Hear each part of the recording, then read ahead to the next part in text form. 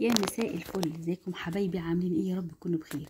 احلى نايتي واحلى كيكه هشه هتاكلوها في حياتكم. كيكه كده اسمه السهل الممتنع، حاجه كده سهله وبسيطه خالص، وبيضه واحده بس هنعملها.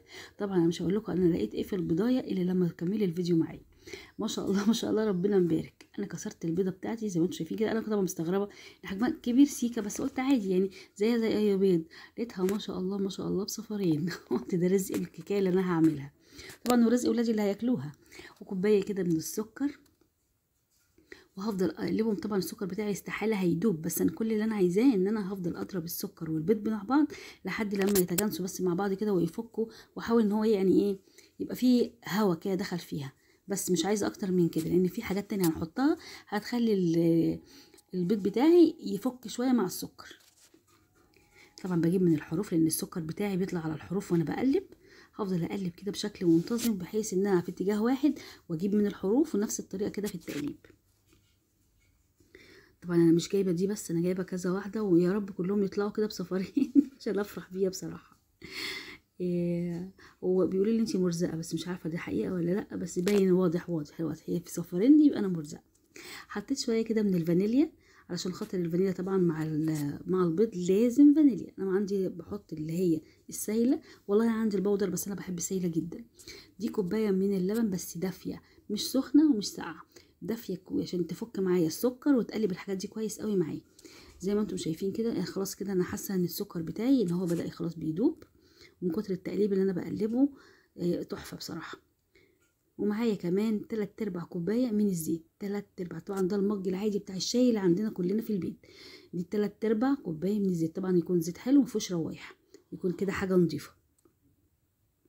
بص لو لاحظتوا كده الرغوه اللي على الوش من كتر التقليب. طبعا ولا هاند بلندر ولا خلاط ولا خلاط كهربائي يدوي يعني، ولا اي حاجه. باليدوي سلك عادي خالص يعني، لو بمعلقه هتضربيها ما فيهاش مشكله. ودي معلقه كبيره كده من البيكنج باودر. لحد كده احنا كده حلوين وسهله جدا جدا. هناخد بقى معلقه كبيره، طبعا المعلقه اللي معايا دي صغيره بتاعت شاي، فناخد معلقه كبيره من الخل، فخدت منها معلقتين.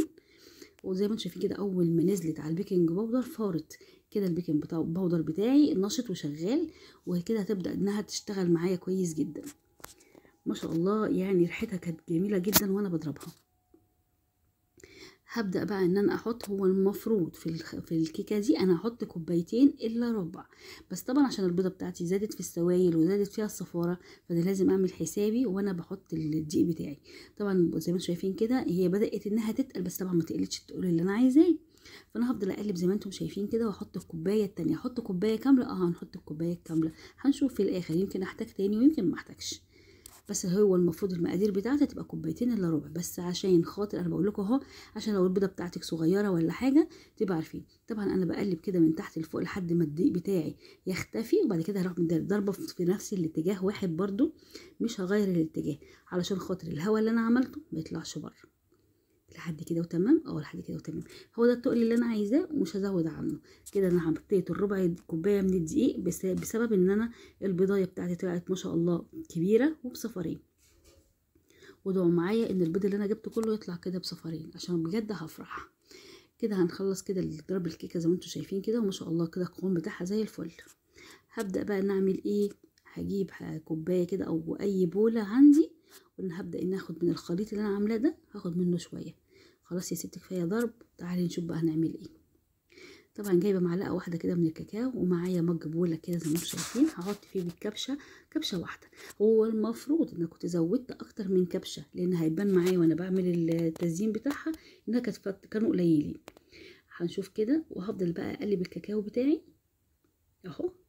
انا بقول لك على الحاجات اللي انا المفروض ما كانتش تتعمل، والحاجات اللي اتعملت بزياده، والحاجات اللي اتعملت غلط، عشان لما تيجي تعمليها وانت واثقه انك هتطلع منك سهله وسريعه، وتطلع منك حلوه قوي، وهتطلع احسن مني انا كمان ان شاء الله.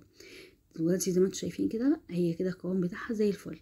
ده الصاج بتاعي، انا هحط فيه ورقه من الزبده اهو، وهدم برضو ورقه الزبده برضو بحبه زيت قليلين كده بنفس مش مجمعه، بنفس الفرشه بتاعت الزيت اللي انا عملت بيها الصاج، انا هعمل بيها ورقه الزبده.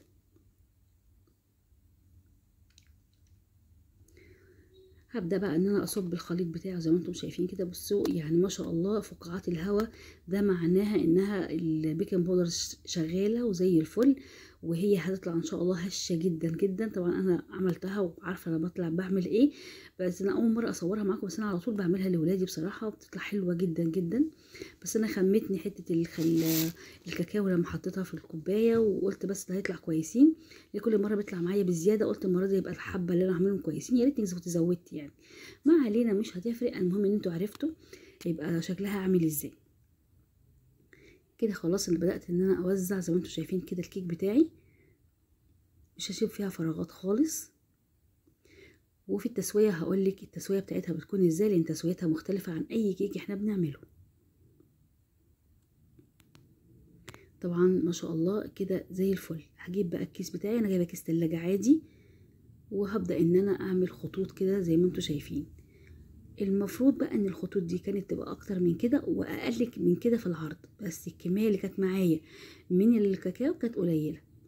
بس في جزء طلع مظبوط جدا في الرسمه، وجزء طلع واسع جدا في الرسمه، فمش مشكله، انا هقول لكم في الاخر انا عملت ايه.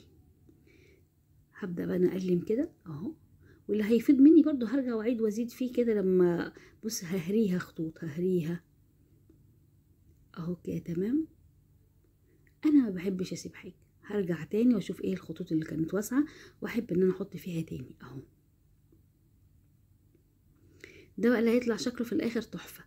الجزء التاني ده هيبقى الخطوط بتاعته هتبقى عريضه، لكن الجزء ده هيطلع الخطوط بتاعته، وهوريكم الشكل النهائي. هو ده الشكل اللي انا بصراحه حطيت الصوره بتاعته على الفيديو، لان بصراحه لقيت شكله يعني باينه فيه الرسمه اكتر. طبعا معايا كده عصايه شيش طاووق، وهبدا ان انا اعمل خطوط زي ما انتم شايفين كده. طبعا هعملها بالطول وهرجع تاني اعملها بالعكس الناحيه التانية، بحيث ان انا الشكل بتاعي يكون منتظم وحلو اهو زي ما انتم شايفين يا ولاد. ما شاء الله تحفه تحفه، الكيك ريحتها حلوه قوي. هبدا بقى زي ما انتم شايفين اهو. بصوا لو خدتوا بالكم ان النص الكيك ده هيطلع الرسمه فيه حلوه قوي، والنص ده هتطلع الرسمه بتبقى بتاعته واسعه شويه، بس مش مشكله يعني، ده هيقضي الغرض ده هيقضي الغرض، بس انا حبيت برضو اقول لكم على الحاجات اللي انا واقعه فيها. طبعا زي ما انتم شايفين اهو. بصوا انا سويت. التسويه بتكون ازاي صابرين؟ هي بتقعد في الفرن تقريبا 10 دقايق، مش اكتر من 10 دقايق، لا مش اكتر من 10 دقايق. بس فيها تركايه، انك بعد ال10 دقايق هتطفي الفرن حضرتك وهتولعي الشوايه علشان تاخد اللون اللي انت شايفاه من فوق ده. طب لو سبتيها اكتر من كده هتنشف منك، وبرده مش هتاخد اللون اللي انت عايزاه. فاسهل لك عشان تسيبيها جوسي كده وطريه، انت هتستفادي بس بال10 دقايق اللي انت هتعمليها، وبعد كده هتولعي الشوايه تاخد اللون. هي هتبقى لسه ملزقه سيكه كده، حاجات بسيطه، بس انت هتسيبيها لحد لما تبرد تماما. طبعا انا جيت هنا قطعتها نصين، وشلت من عليها ورقه الزبده وحطيتها زي ما انتم شايفين كده. دي حصيره شيش انا بستعملها على طول، بتسهل عليا ان انا اقلب الكيك وكده، جميله بصراحه اهو. دي فراوله طبعا انا كنت قايله لكم عليها قبل كده، انا بعمل الفراوله اي مربات يعني انا بعملها في البيت، فراوله تين مش اي حاجه، انا بعمل الحاجات دي في البيت، انا ما بشتريهاش من بره خالص. بص بتبقى القوام بتاعها متماسك وحلو وريحه وطعم، وبصراحه انضف كتير من بره. طبعا ده الجزء اللي انا كانت الرسمه فيه خفيفه زي ما انتم شايفين كده. دي الجزء اللي كانت الرسمه فيه خفيفه، وانا المفروض ان انا ما كنتش احط هو ده الواجهه في التصوير، بس انا حطيته. بس بعد ما صورت لقيت ان الناحيه التانية شكلها احلى، فقمت عملت بقى هو دي صوره الغلاف اللي انتوا هتشوفوها في الاخر. جربوها ومش هتندموا، حلوه جدا جدا. طبعا اللي خرج ده برضه هرجع اقول لكم ما بيترماش، كل ده الولاد بياكلوه. طبعا ريحتها حلوه قوي، وطبعا طلع السمك بتاعها حلو ومش وحش، لا هي خفيفه ولا هي تخينه زي النايتي الجاهزه، طبعا كلنا اتربينا عليها اللي احنا بنجيبها جاهزه من بره. طبعا انا كده باخد كل الحروف، لان اغلب الحروف اللي كانت في الصاج كانت ناشفه، والناحيه دي كانت مسيله منها طبعا الفراوله مطرح ما انا حطيت. فعشان يطلع الشكل حلو معاكي فانت لازم تاخدي الحروف دي، حتى لو هي كانت مستويه بعد ما بتحط المربى لازم نشيل الحروف عشان يبقى الشكل حلو، زي كانك بتقطعي جاتو بالظبط.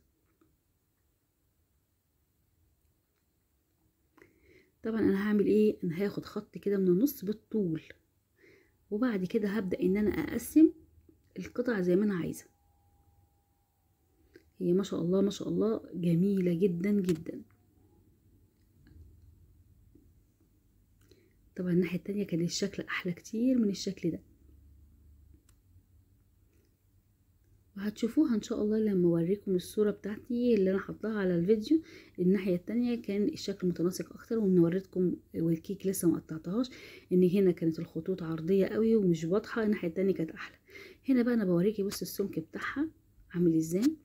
السمك بتاعها جميل جدا وهشة جدا جدا جدا اهو، بصوا تحفة. طبعا الحاجات دي كلها بترضي بيها الولاد بيحبوا